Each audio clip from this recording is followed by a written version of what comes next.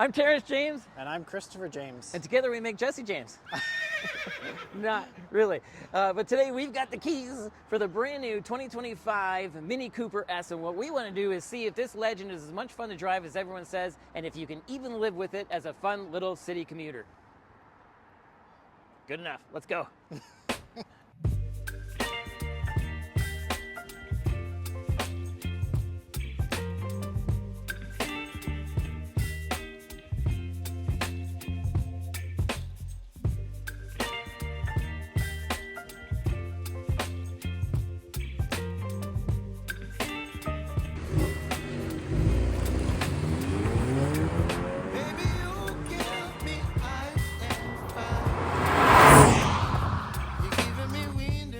First thing I want to do is I want to give BMW and Mini of London a shout out. They're great supporters of the show, and they always treat us like $1 million. And I'm assuming they treat the customers really well, and they have some really cool inventory if you want to check them out, including I saw an M4 competition in there. Ooh, that was nice.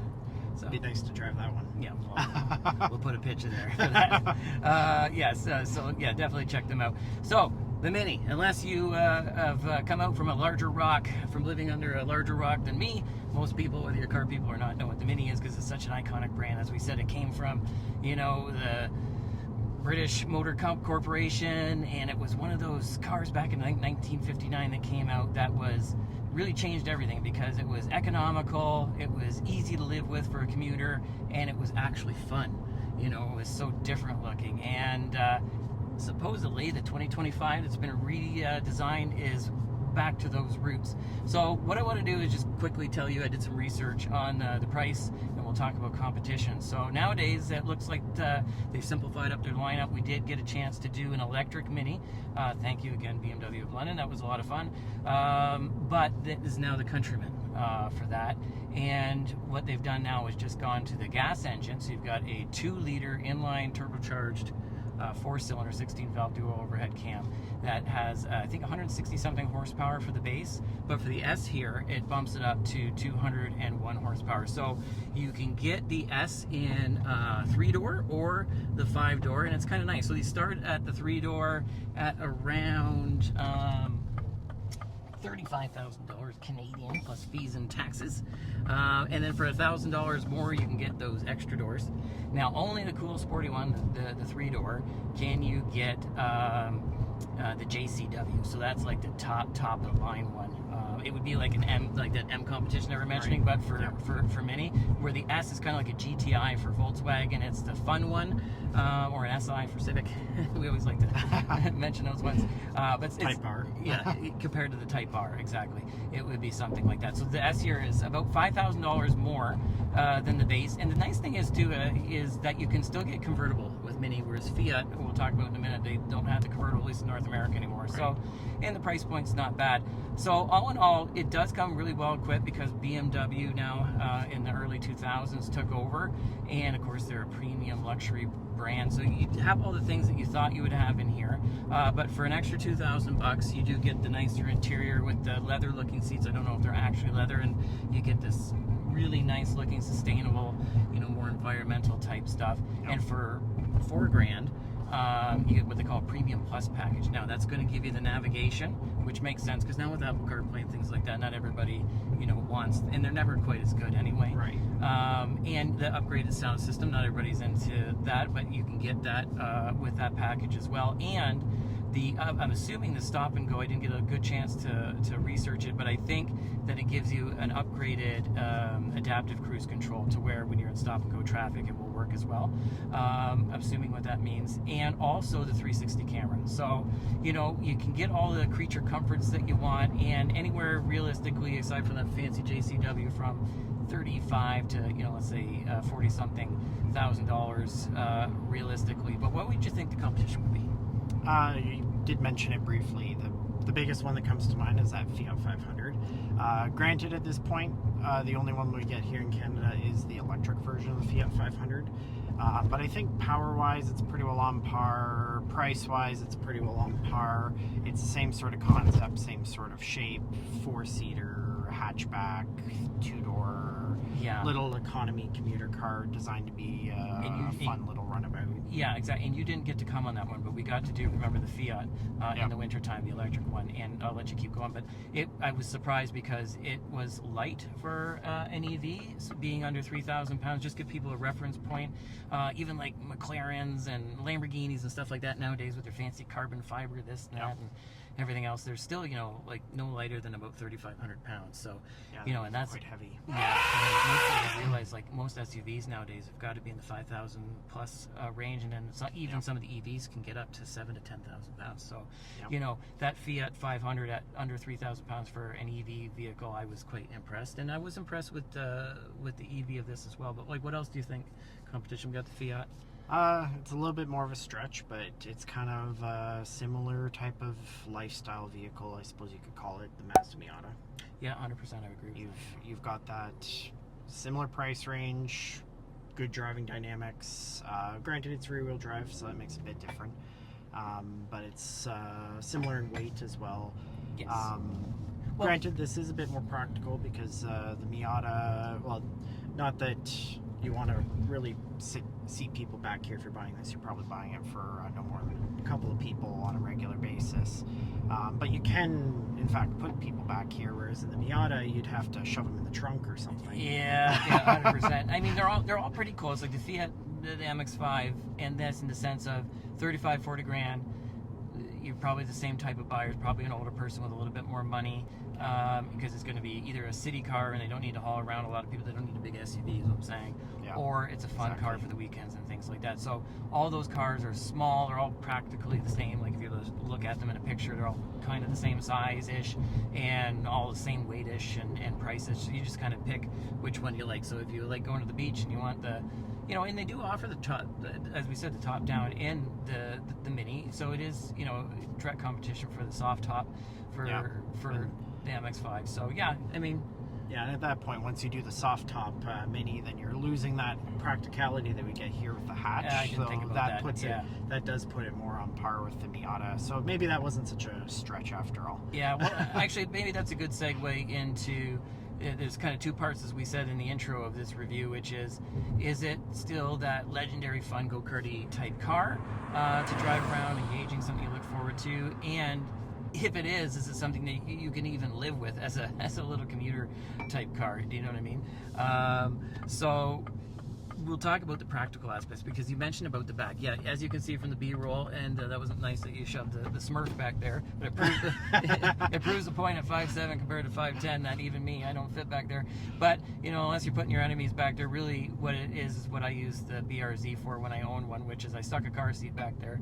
Yes, as a grown person with that kind of car. But I did put my child back there, and it was frustrating because I couldn't put the back seat down.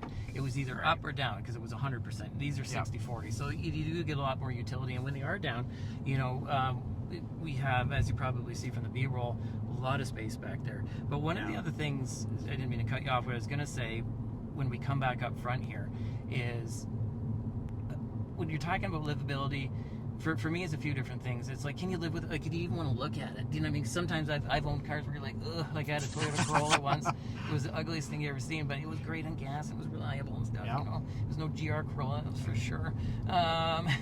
So, As a Corolla is.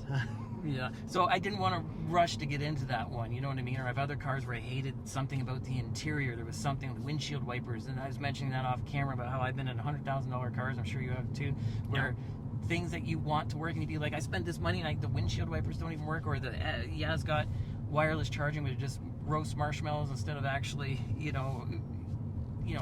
charging my phone, etc., etc.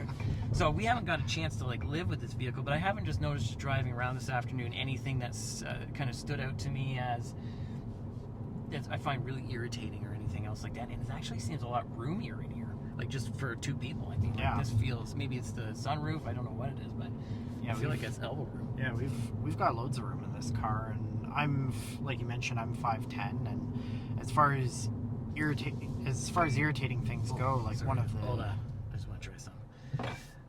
It was... I don't know how to do it. Parking. I was trying... It's supposed to have automatic parking, to make...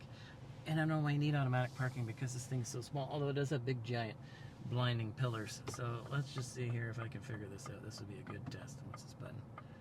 Driver assist, auto start stop. No, I want to park. When I park, where's your park button? Oh, all right. Oh, I think start reverse parking. No, that's not. A few moments later. Let's see. Oh. 2,000 years later. So press brake. Oh, close tail. We don't have the tailgate open. Well, I guess we're not parking here. We don't know how to parallel parks, and they won't do it for us, so we're gonna have to leave. Definitely not German. I actually have British roots. I can't figure this out. It's still backing up. Why are we? Anyway, moving on. Well, there we go. We're back to the home screen. It is nice looking, though. I'll give it that. I mean, but one of the things is because we are sitting in essentially a BMW, it is very, very nice, well screwed together, everything else like that. But I don't, and maybe you come for this kind of price point. You do come to expect some of these creature comforts, but like I got this heads-up display thing, and I mean it's kind of cool and everything, but it doesn't look as good, as in like as easy to read. So it's kind of like trying to spy on my boss's computer because she's got that thing on it. See, I can't really see properly. Oh, let's just at the suspension here. Oh, my feelings didn't fall out. Yeah, That's okay. that was pretty good for such a little sporty car. Yeah. So, I'm gonna turn down here. Maybe do a quick turnaround because this is a city car. Yeah. So we'll do a UE. But yeah, as like I was saying before, as someone who's 5'10", it's one of the most irritating things to try and live with a car is getting in and out. And in the course of filming, we get in and out, in and out, in and out. And it feels to me it's really no different than getting in and out of my Civic on a daily basis. It's No. Ingress and egress is excellent. There's no issues there. And as we just saw there, I think It's maneuverable. Yeah, they still Definitely. achieve that mission of go-kart handling. I've driven an older version, not the very first original minis. I've never driven one of those, unfortunately, but I did at one point drive a 2006 Mini Cooper S with the supercharged motor and a 6-speed manual, and that thing handled like a go-kart, and I think they've managed to achieve that handling still, but then also at the same time they've gotten a build quality here that just wasn't in that previous car. No, exactly. Like that's that German luxury for sure. Yeah. And not only that, the thing that I have a German car as well, what they're really good at is being thoughtful about the practical stuff. And like, for instance, I like my uppers and my downers. Woo! I like my coffee and my and my cold drink at the same time. So, I mean, this year you actually have, and of course the passengers want their drinks too. So, I can put, I've got door cards, I've got space here. This got this cool looking thing here where you can put stuff like it in it. You do have actually sort of reach there, but you do have glove compartment like the Mazda doesn't have, like really cup holders in that sense, and it doesn't have a glove box in that sense and things. So it's definitely livable. But the exciting thing is you don't care how livable it is if the thing's boring. Do you know what I mean? So like we took this to one of our favorite spots to do they got a windy driveway that they let the car dealers test drive their cars, and as you can see, it definitely does. It's more go-karty than most any vehicle you're going to drive. That JCW is probably going to be a lot more engaging for people like you and me that are enthusiasts. It'll be the go-kartiest. But definitely, I don't think it's well sacrificed. No, definitely I don't not. think so. No. I mean, I do appreciate the fact, like I said, with this really, really kind of.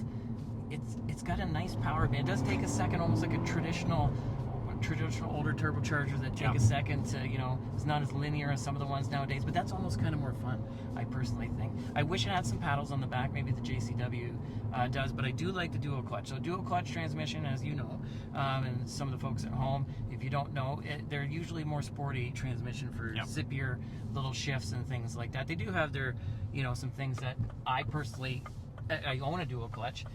Don't like at low speed. Sometimes you get some lurching and it's kind of hard to get used to. But when you are giving it some spirited driving, it is a lot of fun. It really is. And even like the brakes, are they going to be good on track or something like that? No, but And I'm being ginger because I don't want everything to come back here or my lunch to come up on this car. But you know, it'll lock the seatbelt up. They don't feel spongy. They feel like if you're just stopping normal, they feel nice. But if they do have a bit of, you know, oomph to them if you want to stop in a hurry. But yeah, so it definitely, I'd have to say, is definitely engaging and fun to drive. True to the roots there. I think it's true to the roots and the simplicity of the design. And it's definitely seems easy to live with. So yeah, and one of the things that struck me about the design, now that you mentioned that too, and I think they did this for the simplicity's sake of trying to go back to those 1959 Mini roots, but I was hard pressed to find a Union Jack anywhere on this car. Ooh, I wasn't going to mention it. There's a little hint of it in the taillights, I think. Yeah, that's about the only nod that's left, and I think they did that to add to that simplicity, because some of the older ones just have Union Jacks everywhere. Yeah, yeah. And I mean, it is a German company that's taken over. They do have to appreciate the roots from which it came, but at some point they have to make it their own.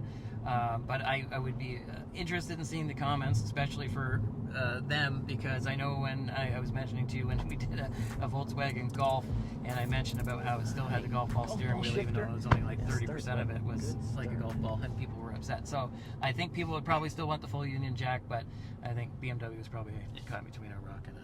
Yeah, it may still be an option, I'm not sure. Which leads us to our final thoughts. All right, so we're back, and we started off this review by looking to see if this really was as fun as the legend says to drive. A Go Kart, dressed up as an everyday car that you can use to keep off around the city in. And I think it is, personally. After driving this, it really was go-karty to drive, a lot of fun, and was easy to live with, I thought. What do you think? Yeah, I would agree. I think this makes a perfect go-kart style daily driver, something that's a little fun with a little extra style. It's not your typical Toyota Corolla type of commuting appliance vehicle. I think it's great. I think so too, but kind of like myself, it's kind of put on a little bit of holiday weight since it's the original, and not quite as spry as it used to be, but there was a time. I'm still fast, and so is this. Thanks for watching, and if you enjoyed this video, please keep watching, because, Mom, I need you to subscribe. I can't go back to my old job. Thanks. Thank you.